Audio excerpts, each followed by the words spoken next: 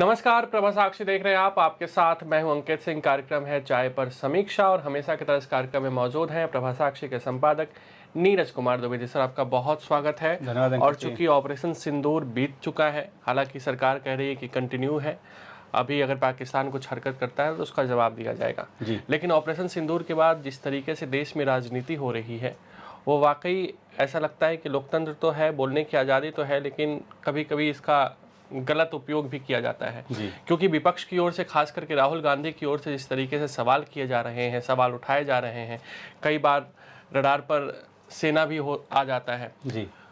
जिस तरीके से राहुल गांधी एक के बाद एक ट्वीट कर रहे हैं, सीज फायर को लेकर तमाम जो ट्रम्प के बयान आए उसके बाद से सरकार पर दबाव बनाया जा रहा है कि आप जवाब दीजिए कि ट्रम्प इसमें क्या कर रहे हैं। सरकार कह रही है कि नहीं, हम बायलैटरल था, जो भी चीज़ें हुई हैं।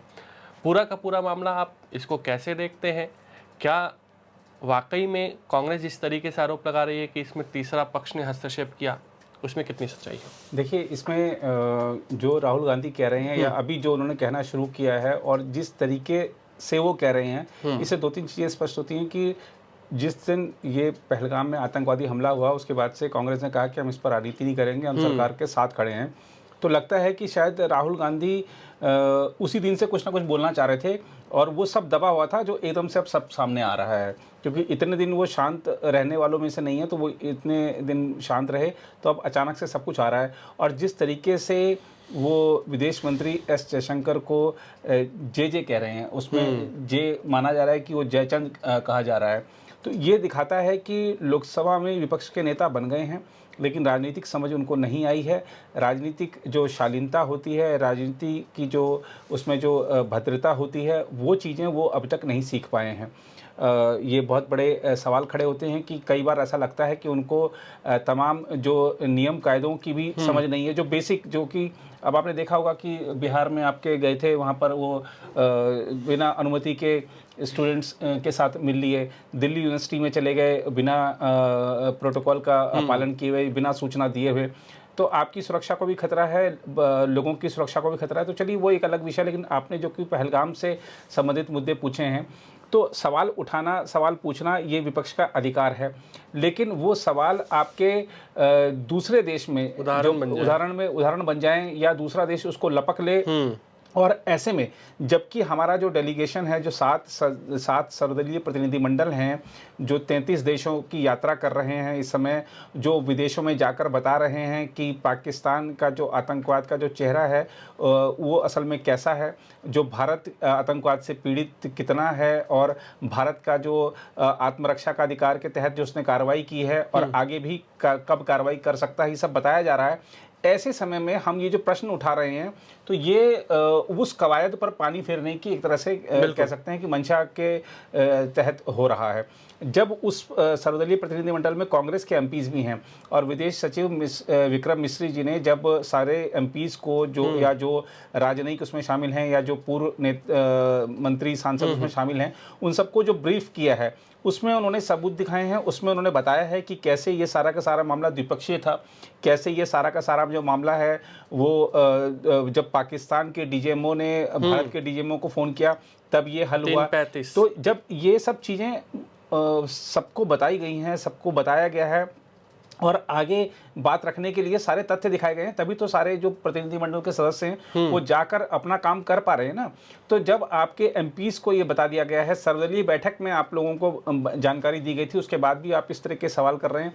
आप इन सवालों के जरिए पाकिस्तान के मीडिया में तो छा जा रहे हैं, लेकिन यहाँ पर आपसे समय आने पर जनता जवाब मांगेगी और जनता को जवाब मांगना चाहिए भी। कि आज कह रहे हैं राहुल गांधी कि भारत सरकार ने पाकिस्तान को पहले सूचना दे दी।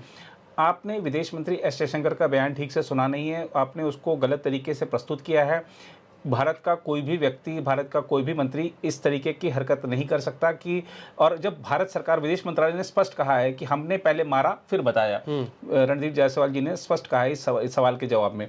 तो और विदेश मंत्री जी ने अपने साक्षात्कार, क्योंकि अभी वो समय कई देशों की यात्रा पर है, नीदरलैंड में उन्होंने जो विदेशी पत्र पत्रिकाओं को साक्षात्कार दिए उसमें उन्होंने सारी चीज़ें स्पष्ट की हैं। लेकिन फिर भी आप एक चीज़ की रट लगाए हुए हैं, आपने 100 बार एक चीज़ को झूठ को 100 बार बोल के उसको सत्य बनाने का जो प्रयास हो रहा है वो गलत है। और इसमें कांग्रेस को जरा अपने गिरेबा में झांक कर देखना चाहिए।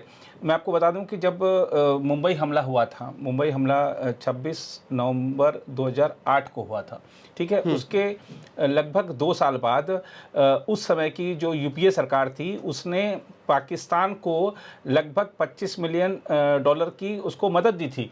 मदद इसलिए थी कि भाई ये फ्लड रिलीफ जो आपके यहाँ पे बाढ़ राहत में हम योगदान दे रहे हैं, उस समय जब कसाब पकड़ा जा चुका था, मुंबई हमले के सारे सबूत सबके सामने थे, तो हमने उसको, कांग्रेस की तत्कालीन सरकार ने मदद दी थी पाकिस्तान को।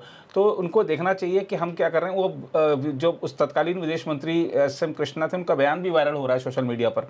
तो ये कांग्रेस को देखना चाहिए कि उसका रवैया कैसा था आतंकवाद के खिलाफ लड़ने का, और आज कैसा है। आज आप सशस्त्र सेनाओं से जुड़े किसी भी व्यक्ति से बात कर लीजिए, उनका कहना है कि आज हमारी सरकार ने हमको खुली छूट दे रखी है, हम अंदर तक मार कर आए हैं, इससे हमारा हौसला बढ़ा है, हमारे जो रक्षा उत्पाद हैं उसकी टेस्टिंग हो गई है, और वो टेस्टिंग सफल रही है जो दुश्मन को मार गिराने में, दुश्मन के वार को रोकने में। इससे हमारा रक्षा उद्योग में भी एक नया जोश इस समय देखने को मिल रहा है, उनको ऑर्डर मिल रहे हैं। तो ये भारत ने एक नया कह सकते हैं कि एक नया सिद्धांत तय कर दिया है कि मारोगे तो मारेंगे, और तुम मारोगे तो तुम्हारे चाहे ड्रोन हो चाहे मिसाइलें हो, उनको सबको विफल कर देंगे। ये हमने दिखा दिया। तो हमारी बहुत सारी क्षमताओं का दुनिया ने लोहा माना है। राहुल गांधी पता नहीं क्यों नहीं मान रहे हैं, वो एक अलग विषय है। लेकिन कांग्रेस ने शुरू में राजनीति नहीं की, लेकिन उसके बाद जिस तरीके से राजनीति कर रही है, अभी सिर्फ ऐसा लग रहा है कांग्रेस ही राजनीति कर रही है। आप देखिए कि सारे जो अन्य जो सांसद हैं वो इस तरह की बात नहीं कर रहे हैं। और कांग्रेस के जो नेता हैं सलमान खुर्शीद, वो जो कि प्रतिनिधिमंडल में मैं आऊंगा कि कांग्रेस कैसे दो फाड़ दिख रही है इस वक्त। जी, तो ये दिखा रहा है कि और जो दूसरे दल हैं, आप किसी भी इंडिया गठबंधन की किसी भी पार्टी को आप ले लीजिए, कोई इस तरह की ममता बनर्जी के बयान को देखिए, वो पूरी तरीके से कह रही है कि वो सरकार का काम है, सरकार के साथ हम खड़े हैं। शरद पवार ने कहा है कि जो इस तरीके के जो मुद्दे हैं उस पर चर्चा संसद में नहीं की जा सकती है, उसको सर्वदलीय बैठक बुलाकर आप बता दीजिए। तो ये दिखा रहा है कि जो इंडिया गठबंधन इनका है वो भी बिखरा हुआ है। सिर्फ कांग्रेस ने और सिर्फ राहुल गांधी ने, कांग्रेस के किसी और नेता, बड़े नेता जो कि अनुभवी नेता है, जो कि समझता है कूटनीतिक मुद्दों को, जो कि समझता है कि जो राजनयिक मिशन होते हैं उस समय हमको क्या सावधानी बरतनी चाहिए, क्या देश के हित में है, तो कांग्रेस का और कोई नेता नहीं कह रहा है। तो बस राहुल गांधी के साथ जो लोग हैं, राहुल गांधी के पीछे जो लोग हैं, उनको राहुल गांधी की बात को आगे बढ़ाना मजबूरी है, वो ऐसा कर रहे हैं। कांग्रेस का आपने जिक्र किया, कांग्रेस दो फाड़ तो दिख ही रही है ना। आप सलमान खुर्शीद का आपने जिक्र किया, जी, विदेश मंत्री रहे हैं जी पार्टी के तरफ से। इसके अलावा शशि थरूर को लेकर जो चीजें चल रही हैं वो तो है ही। आनंद शर्मा विदेश मामलों के बड़े जानकार पार्टी में कहे जाते हैं। इसके अलावा इस विदेश राज्य मंत्री शायद, उसके बाद विदेश राज्य मंत्री रहे हैं, उसके बाद फिर शायद कॉमर्स में थे जी। इसके अलावा अगर देखा जाए तो मनीष तिवारी जी आपके इंफॉर्मेशन एंड ब्रॉडकास्टिंग मिनिस्टर भी रह चुके हैं। ये चार ऐसे दिग्गज नेता हैं कांग्रेस में जो जमीनी नेता भी कह सकते हैं, और ये पूरी तरीके से सरकार के साथ खड़े दिखाई दे रहे हैं जी, क्योंकि ये जानते हैं सब चीज़ों को। और आप देखिए ना, तभी तो सलमान खुर्शीद ने कहा कि द्विपक्षीय मुद्दा है ये। कांग्रेस कह रही है कि मध्यस्थता हुई है, उन्होंने तो बोला कि कोई ट्रंप नहीं आया। हाँ, उसमें वो उन्होंने साफ कर दिया, कांग्रेस की आधिकारिक लाइन से अलग रुख ले लिया, जबकि वो गांधी परिवार के करीबी माने जाते हैं। और आप देखिए कि जो मनीष तिवारी हैं, उनका क्या ट्वीट था। उनका तो नाम कांग्रेस ने भेजा नहीं था, लेकिन उनको बीजेपी ने शामिल किया, सरकार ने उनको शामिल किया। तो उन्होंने एक गाना ट्वीट किया था, आक्रमण मूवी का, किशोर कुमार का गाना था जी। तो अगर लाइनें याद है तो आप बता दो। लाइनें नहीं याद है तो उसमें अब अगर हम देखें, जो शशि थरूर हैं, उनका नाम कांग्रेस ने नहीं दिया था, लेकिन उनको भी सरकार ने शामिल किया। और उनके नेतृत्व में जिस तरीके से प्रतिनिधिमंडल गया है, और वो शशि थरूर ने जाने से पहले जो बातें कही हैं, उससे लग रहा है कि वो अच्छा प्रभाव छोड़कर आएंगे। और संजय तरुण को सबसे इम्पोर्टेंट देश दिया गया है जी, यूएस जा रहे हैं वो। यूएस जा रहे हैं। और इसके अलावा अगर आप देखिए तो ये जितने भी लोग गए हैं उसमें कांग्रेस के खास तौर पर एक अमर सिंह के बारे में मैं ज़्यादा नहीं जानता हूँ, लेकिन बाकी जो लोग गए हैं उनका अच्छा खासा उनकी पृष्ठभूमि है। गुलाम नबी आज़ाद भी कांग्रेस ही रहे हैं, वह 40-50 साल तक वो कांग्रेस में रहे हैं, उनका अनुभव काफ़ी विशाल है। तो ये सारे के सारे जो लोग गए हैं ये बता रहे हैं, इनसे आप किसी भी वक्तव्य को देखिए यही बता रहे हैं कि द्विपक्षीय मुद्दा है और द्विपक्षीय तरीके से हल हुआ है। और अगर राहुल गांधी को लग रहा है कि हम अपने नेताओं की बात नहीं मानेंगे, कांग्रेस के नेताओं की बात नहीं मानेंगे, सरकार की बात नहीं मानेंगे, तो जरा जो अमेरिकी जो नेता हैं उनकी बात सुन लीजिए। अब जॉन बोल्टन है जो कि एनएसए रहे हैं अमेरिका के ट्रंप के पहले कार्यकाल में, उनका बयान आया है कि ट्रंप को हर चीज़ का श्रेय लेने की आदत है। ट्रंप जो कुछ कह रहे हैं, रोजाना जो कुछ कह रहे हैं, उसमें आप ये देखिए कि भारत के खिलाफ कुछ नहीं है, लेकिन उनको श्रेय लेने की आदत है। वो जॉन बोल्टन कह रहे हैं। तो राहुल गांधी को उनका बयान सुनना चाहिए। राहुल गांधी को और भी ऐसे जो रिपब्लिकन हो चाहे डेमोक्रेट हो, तमाम लोगों के बयान आ रहे हैं कि ये जो मुद्दा है, और खासतौर पे जो भारतीय मूल के अमेरिकी सांसद हैं, उनका यही कहना है कि ये मुद्दा जो है भारत और पाकिस्तान का, ये द्विपक्षीय और द्विपक्षीय तरीके से हल हुआ है। अब अमेरिकी राष्ट्रपति जो बार बार अमेरिका से 8 या 9 बार वो कह चुके हैं कि भाई मैंने मध्यस्थता कराई, लेकिन मुझे श्रेय नहीं मिल रहा है। हाँ, मुझे श्रेय नहीं मिल रहा है। लेकिन उनका ही विदेश विभाग, उनको मैं देख रहा था परसों रात, यानी कि अगर हमने वैसे देखे तो हमने शुक्रवार को देखा वो बयान, क्योंकि समय का अंतर है, तो हमने शुक्रवार को सुबह जब बयान देखा तो अमेरिका का विदेश विभाग कह रहा है कि हमारे हस्तक्षेप से, वो कह रहे हैं राष्ट्रपति कह रहे हैं मध्यस्थता कराई, वो कह रहे हैं हस्तक्षेप। तो इसमें कितना दिख रहा है कि मामला कुछ गड़बड़ है अमेरिका के, उनको वहाँ पे कुछ समझ नहीं पा रहे हैं वो लोग कि हमने क्या किया, कि हमने मध्यस्थता कराई कि हमने हस्तक्षेप किया। और हस्तक्षेप को भी वो जब थोड़ी दिन में देखना आप कि ये हस्तक्षेप भी शब्द बदलेगा कि हमने सहयोग किया आएगा। और सहयोग बहुत सारे लोग कर रहे थे। ट्रंप ने बात करी, सऊदी अरब सबसे पहले, बहुत सारे लोग, उसके विदेश मंत्री तो दोनों देशों का दौरा करने पहुंच गए। हाँ, बहुत सारे लोग बात करते थे कि संयम रखिए, ऐसे बहुत सारे लोगों ने कहा था। और कई ऐसे देश थे इजराइल जैसे जिन्होंने कहा था कि मारो। तो ये इस समय बहुत सारे लोगों ने बातचीत की थी। तो कोई श्रेय लेने की होड़ में आगे बढ़ जाए कि भैया हमने करा दिया, तो ये अलग विषय है। लेकिन भारत और पाकिस्तान का मुद्दा द्विपक्षीय है, द्विपक्षीय तरीके से हल होगा। और जो लोग आतंकवाद को लेकर राजनीति करते हैं, खासतौर पर पश्चिमी देश, जिनको कि विदेश मंत्री एस जयशंकर इस समय बहुत अच्छे तरीके से सुना भी रहे हैं कि आतंकवाद को लेकर आपका दोहरा चरित्र है, उसको ऐसा मत रखिए, क्योंकि आपके यहाँ 9/11 हो जाए तो आप पाकिस्तान में घुसकर मारेंगे, और हमारे यहाँ पे पहलगाम हो जाए तो आप उनको कहेंगे कि संयम रखिए। ऐसे चलने वाला नहीं है। और ये जो इसमें हमारा जो प्रतिनिधिमंडल गया है, उसमें मैं कुछ 2-4 मेरे मन में सवाल आए। ये खैर बहुत अच्छा एक चीज़ है कि हमारा प्रतिनिधिमंडल गया, और मैं जब बयान सुन रहा हूँ उनके, वहाँ पे नेताओं के वक्तव्य सुन रहा हूँ, तो एक चीज़ और पता चल रही कि पाकिस्तानी आतंकवाद के बहुत सारे पहलुओं से अब तक जो दूसरे देश हैं वो अनजान थे। उनको मोटा मोटा सब पता था, लेकिन अभी हम डिटेल में दे रहे हैं तो उनको भी सब चीज़ें पता चल रही हैं। ये बहुत अच्छी कवायद हुई है। लेकिन इसमें साथ में 1-2 प्रश्न ये भी उठते हैं कि ये जो देश हैं जिनको हम बता रहे हैं, तो हमको ये कवायद करनी क्यों पड़ रही है? ये जो देश, दूसरे देश हैं, ये भी तो डबल चरित्र रखते हैं ना। वो डबल चरित्र कैसे है? अब आप समझिए कि जैसे जो आतंकवादी, जो संयुक्त राष्ट्र की जो आतंकवादी घोषित जो वाली सूची होती है, जिसमें कि कुछ व्यक्तियों के नामों को घोषित कर दिया जाता है कि भाई ये अंतर्राष्ट्रीय आतंकवादी हैं। हर देश संयुक्त राष्ट्र का सदस्य है। उस सूची में 99% जो नाम ऐसे हैं जो कि पाकिस्तानी हैं, यानी कि जो 99% ऐसे लोग हैं जो कि पाकिस्तान में रहते हैं, अंतर्राष्ट्रीय आतंकवादी घोषित हैं। संयुक्त राष्ट्र के हर सदस्य को पता है। तो फिर पाकिस्तान के आतंकवाद की विभत्सता का, उसकी मतलब उसके आतंकवाद का कैसे नहीं पता? जब पता है हमरे को कि 99% आतंकवादी पाकिस्तान में रहते हैं, तो हमको ये बताना क्यों पड़ रहा है?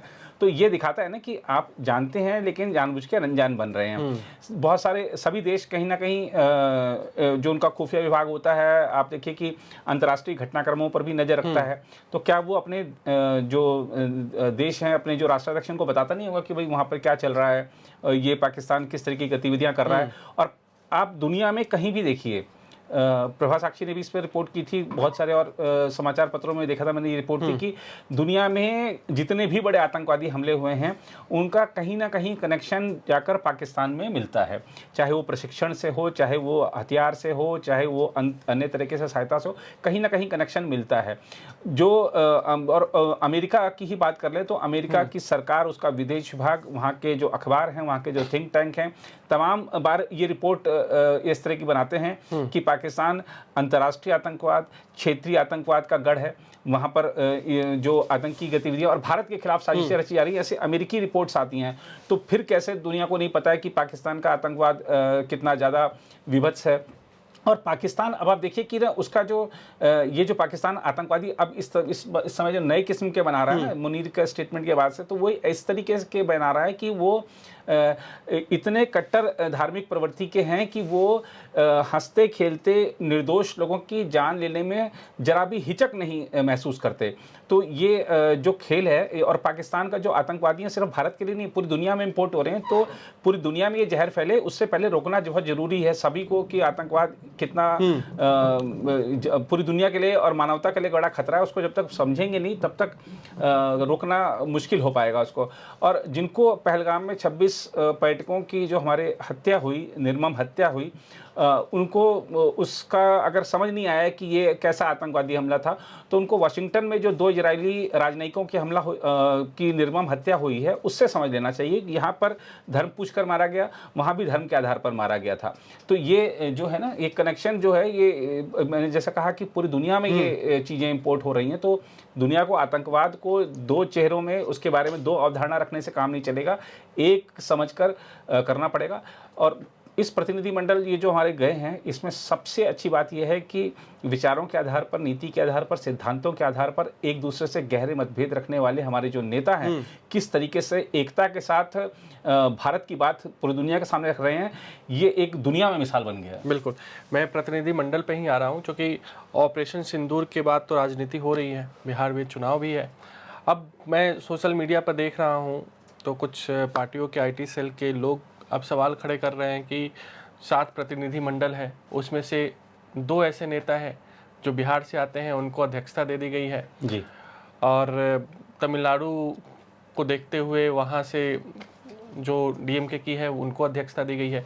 तो क्या ऑपरेशन सिंदूर के बाद जो प्रतिनिधिमंडल भी है उसमें भी राजनीतिक समीकरण साधने की कोशिश हुई है?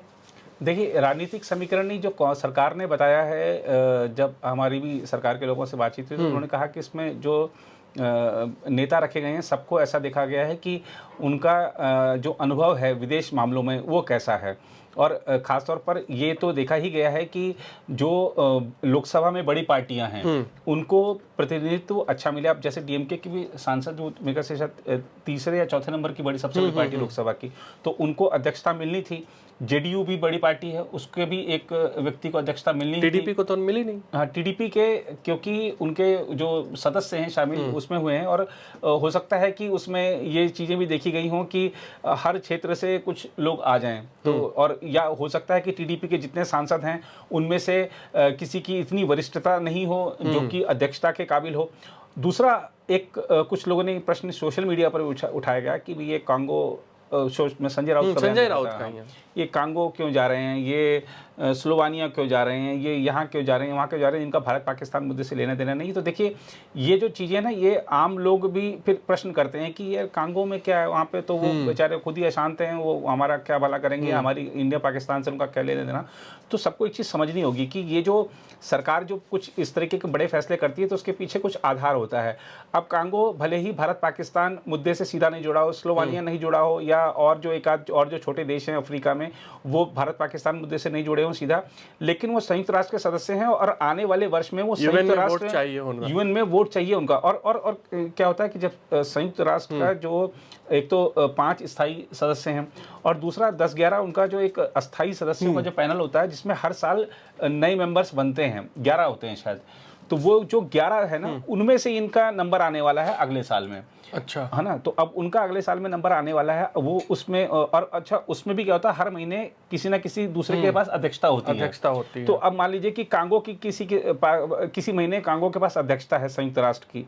अब हमने कहा कि भैया पाकिस्तान के खिलाफ एक प्रस्ताव लाने की बैठक बुलाई है, कांगो जानता ही नहीं है, तो वो कांगो बोलेगा ठीक है भैया करेंगे, क्या करेंगे हमको बताओ, पहले ब्रीफ करो, अमेरिका से पूछने दो। अमेरिका से पूछने दो। अब जब उसको पता होगा, स्लोवानिया के पास जब अध्यक्षता होगी, जब उसको पता होगा मुद्दे का कि सारा मुद्दा है क्या, तो वो बैठक बुलाने की मंजूरी दे सकता है। तो ये इसके पीछे बहुत सारे गणित होते हैं। तो खाली एक नेता ने कह दिया, लोग सवाल उठाने लगे, इस चक्कर में नहीं पड़ना चाहिए। बिल्कुल।